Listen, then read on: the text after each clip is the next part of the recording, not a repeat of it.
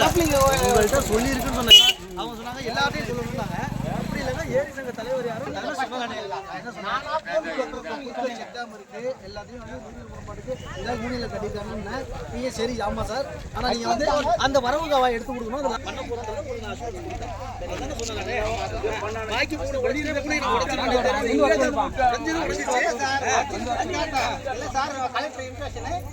இவருக்கு லெட்டர் கொடுத்துட்டு வீடியோக்கு லெட்டர் கொடுத்து ஓடி சொல்றாரு. ஓடி போறேன்னு தெரியல பண்ணல சொன்னல ஒரு வார்த்தை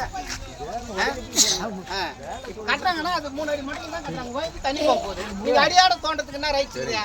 இல்ல கட்டுறதுக்கு ஏன் அனுமதி கொடுத்தீங்க? இல்ல கட்டுறதுக்கு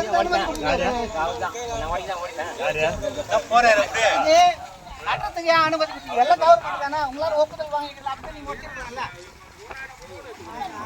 2 அடி மேல தேங்காய் வந்துட போகுது. அது அடியாட ஓடிக்க வேண்டிய அவசியம் என்ன இருக்கு?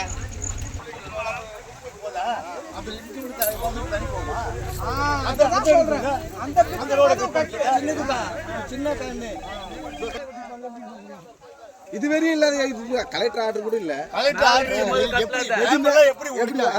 எப்படி உடைச்சாங்க? எத்தனை அணைக்கட்டு இதுல வரல? இப்போ இதுல இருந்தா நீங்க தண்ணி எடுத்து பாய்ப்பீங்களா? எங்களுக்கு ஏரி இருக்கு சார். எங்களுக்கு ஏரி இருக்கு. போறதுக்கு வழி கிடையாது. விவசாயம் பண்றதுக்கு போறதுக்கு வழி கிடையாது. இது எடுத்தாங்களா தண்ணி ஃபுல்லாயிடும் மொத்தமா நம்ம பயிருக்கு கால் ஜாஸ்தி.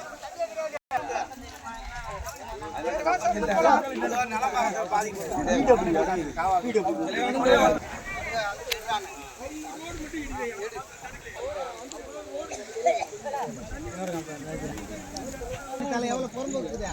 எவ்வளவு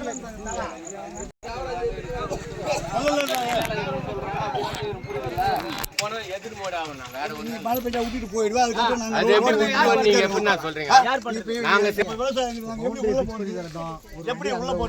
அங்கேருந்து ஒண்ணு வரட்டும் சார். 3 காவா இருக்கு மொத்தம்.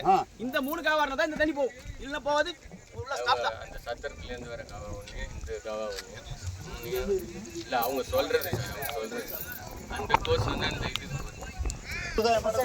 ஐயா கல்வெட்டு வேணும்னு சொல்லிட்டு எல்லாம் சேர்ந்து விவசாயம் பண்றீங்கல்ல, அவங்க எல்லாம் சேர்ந்து ஒரு அப்ளை பண்ணுங்க.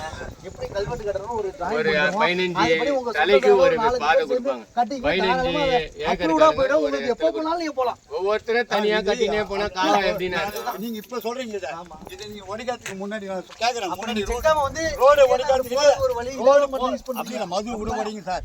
நாங்க ரோடு போனோம், எங்களுக்கு வண்டி போகணும்னு கேக்குறோம். அதெல்லாம் வண்டியெல்லாம் போகக்கூடாது.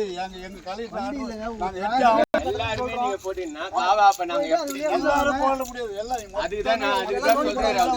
அவர் சொல்றதை புரிஞ்சுங்க. 4 இடத்துல அனுமதி. நீ கேள்வி கேட்டா பதில் சொல்ல முடியாது. அதுதான் நான் பதில் சொல்றேன். அதையும் கேட்க மாட்டேன். எப்ப கட்டுனாங்க? இப்ப இவ்வளவு நாள் என்ன பண்ண எழுதி போக வேண்டியதானே. எனக்கு போறதுக்கு பாதை வேணும்னு நீ பேசினா அதுதானே 15 வயசுல நான் பாக்குறேன்.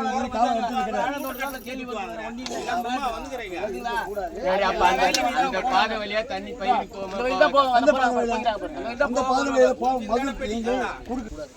வடிகிற தண்ணி தான் இது. ஏரியிலேருந்து வடிகிற தண்ணி. வெட்டெல்லாம் முடிஞ்சதுக்கு அப்புறம் உங்களுக்கு தண்ணியை தேக்கி வச்சு நிலத்தடி நீரை பெருக்கணும் கொல்லணும். அதுக்கப்புறம் அதை வச்சு ஏதாவது பண்ணிக்கணும் அப்படின்னா தான் ஷட்டர் டைப்போட போட்டு போடணும். சரி, நீங்க பேசுறீங்களா? நான் பேசுறேன். இப்ப ஏன் தண்ணி மது இருக்கு, வாங்க மது இருக்கு. இந்த மது நாங்க தண்ணியை குறுக்கிட்டா எங்க தளத்துக்கு தண்ணி பாயும். அது நாங்க எப்படி சேர்ந்து எப்படி கட்டுறது? நாங்க சொல்றது நீ கட்டி கொடுப்பீங்களா? நீ கட்ட தண்ணி பாயில மொத்தம் காலி விவசாயம் தண்ணி தான். இப்ப ஏரி அலங்கட்டு வழியா ஏரி தண்ணி வருது. நாங்க நிலத்துக்கு தண்ணி எப்படி பார்த்தது?